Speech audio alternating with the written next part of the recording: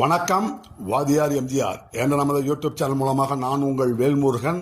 சட்டமன்ற உறுப்பினர்களுக்கு மக்களுடைய வரி பணத்திலிருந்து கார் வாங்கி தருவது மிகப்பெரிய இஷ்யூவா மாறின உடனே ஆளும் கட்சியை சேர்ந்தவங்க என்னத்தை பதில் சொன்னாங்க? யூனியன் சேர்மனுக்கு கார் இருக்குது, மாநகர மேயருக்கு கார் இருக்குது என்று குறிப்பிட்டார்கள். தெளிவா தெரிஞ்சுக்கிங்க, யூனியன் சேர்மனுக்கோ மாநகராட்சி மேயர்களுக்கோ இதற்கு முன்பு வரை சம்பளம் கிடையாது. அதனால பொதுமக்கள் நலன் சார்ந்து அவருடைய பகுதிகளை மக்கள் நல திட்டங்களுக்கு செல்வதற்கு கார் தேவை என்கின்ற அடிப்படையில் கார் வழங்கப்பட்டது. சட்டமன்ற உறுப்பினர்கள் தான் சம்பளம் கொடுக்கிறோம், படி கொடுக்கிறோம், அவர்களுக்கு தேவையான அனைத்து வசதிகளும் வழங்கப்பட்டிருக்கிறது. இதை ஏங்க யாரும் எடுத்து கேட்கல? சட்டமன்ற உறுப்பினர்களுக்கு கார் வழங்குவது தமிழ்நாடு முழுவதும் மிகப்பெரிய அதிருப்தியை ஏற்படுத்திய உடனே இன்னைக்கு சட்டப்பேரவை ஒரு சில அறிவிப்புகளை வெளியிட்டு இருக்கிறார்கள். தமிழ்நாட்டுக்கு தேவையான வளர்ச்சி திட்டங்கள் குறித்து கவலைப்படாத ஒரு அரசை தேர்ந்தெடுத்து விட்ட பிறகு நாம் அதை பற்றி பேசி என்னங்க ஆகப்போம்?